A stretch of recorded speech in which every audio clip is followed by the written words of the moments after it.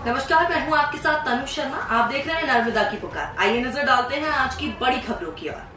दलित महिला क्या कर रही है, अनूपपुर कांग्रेस प्रत्याशी रमेश सिंह के विषय में। जैसे जैसे चुनाव प्रचार प्रसार बढ़ रहा है, वैसे ही विधानसभा चुनाव के प्रत्याशियों का मुश्किलें बढ़ती जा रही हैं। हम बात कर रहे हैं मध्य प्रदेश अनूपपुर जिले के विधानसभा अनूपपुर कांग्रेस प्रत्याशी रमेश सिंह के बारे में।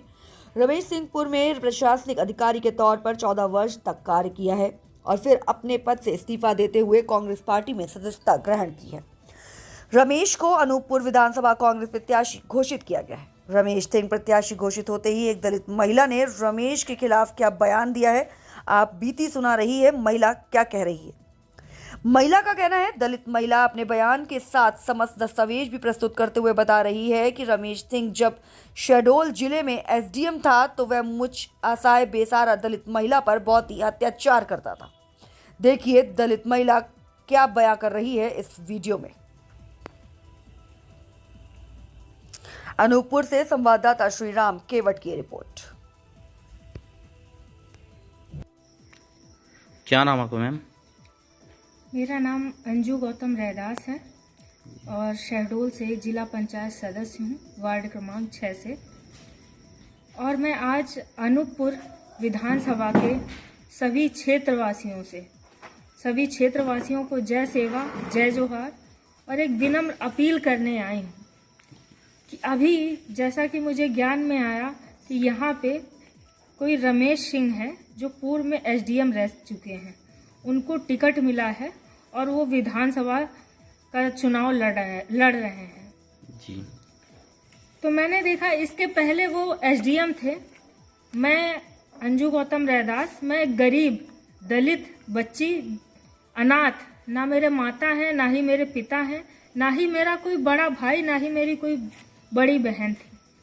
मैं अकेली थी और जब ये अधिकारी थे तो इन्होंने रमेश सिंह इन्होंने इतना बड़ा अत्याचार मेरे साथ किया कि जब मैं पढ़ रही थी मुश्किल, तब इन्होंने मुझे ये फर्जी केस बनाया और फर्जी केस में किस तरीके से मुझे प्रताड़ित करने का कार्य किया। 12 तारीख को टीआई के यहाँ से रिपोर्ट बन के आती है और इनके पास रमेश सिंह, जब ये सोहागपुर के एसडीएम थे शहडोल में, 13 तारीख की सुबह ही पहुंच जाती है और 12 तारीख को टीआई द्वारा रिपोर्ट बन के आती है और एसडीएम रमेश सिंह इतनी तीव्रता दिखाते हैं एक दलित बच्ची को घर उजाड़ने के लिए, दलित बच्ची के साथ अनाचार अत्याचार करने के लिए कि वो 13/9/2018 को ही सुबह सुबह बच्ची के घर में नोटिस थमा देते हैं। रातों रात एसडीएम बाबू पूरा तहसील में काम किए और ये फैसला सुना दिए और फिर इन्होंने मुझे 2 साल पेशी जबरदस्ती झिलवाया। ना मेरे माँ बाप थे, मैं अनाथ थी, किस तरीके से मैं पढ़ रही थी, किन मजबूरियों के साथ मैं उठ रही थी। पहली बात तो ये रमेश सिंह महिला विरोधी हैं, छात्र विरोधी हैं और दलित विरोधी हैं। दलित समाज के पूर्णता ये विरोधी हैं और ये पद पे रहते हुए इन्होंने एक नहीं ऐसे कई अनाचार अत्याचार किए। और जब ये रमेश सिंह वहां से हटे उस पद से, वहां पे जब दूसरा अधिकारी आया है तो उस अधिकारी ने ये लिखित में फैसला सुनाया है कि जो पूर्व में यहाँ पे रह चुके एसडीएम रमेश सिंह द्वारा जो केस एसडीएम कोर्ट में चलाया जा रहा था 2 सालों से, ये पूर्णतः गलत है और उन्होंने इस केस को खारिज किया, जिसका यह प्रमाण मेरे पास है। तो मैं अनूपपुर के सभी भाई बहनों, माताओं एवं बुजुर्गों से अपील करना चाहती हूँ कि जब एक ये ऐसा व्यक्ति जो आदिवासी समुदाय से आता है, दलित आदिवासी कहते हैं भाई भाई होते हैं, इसने एक दलित गरीब अनाथ बच्ची को जब पद पे रहते हुए प्रताड़ित करने में कोई कमी नहीं छोड़ी, तो ये व्यक्ति यदि विधानसभा का प्रतिनिधित्व चुन करके आ जाता है, इतने बड़े विधानसभा का प्रतिनिधित्व करने का इस व्यक्ति को मौका मिलेगा, तो ये दलित आदिवासियों पे खुलेआम अत्याचार करेगा, उनका शोषण करेगा।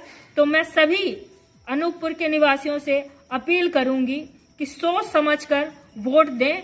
मैं किसी पार्टी की विरोधी नहीं, मैं सिर्फ और सिर्फ जो इस मानसिकता, इस विचारधारा के व्यक्ति हैं, गलत, जो बाबा साहब के दोगले और गद्दार लोग हैं, ऐसे लोगों से बचने के लिए आपको आगाह कर रही हूँ। ये घटना कैसे घटी थी आपकी? ये घटना हमारे माता पिता भी खत्म हो गए थे, ये बच्चा गर्म पानी से जल गया था। उस समय ये रमेश सिंह द्वारा किस तरीके से सारी स्थितियों से वाकिफ थे, जबरदस्ती फर्जी केस चलाया गया और 2 साल हमको दौड़ाया। और इन परिस्थितियों में भी हमारा ये भाई इकलौता, ये हमसे छोटा है, 17 साल छोटा है, इसको भी देखते थे जबरदस्ती झूठे केस में, जो कि झूठा केस रमेश सिंह ने फर्जी 2 साल चलाया। उस केस को भी हमने भुगता। ये हमारा भाई भी जला था, सारी स्थितियों से वाकिफ थे। हम हाथ जोड़ के उनसे विनती भी करते थे, साहब परेशान ना करिए, मगर उन्होंने परेशान करने में और एक दलित गरीब बच्ची को, अनाथ बच्ची को उन्होंने परेशान करने में कोई कमी कसर नहीं छोड़ी।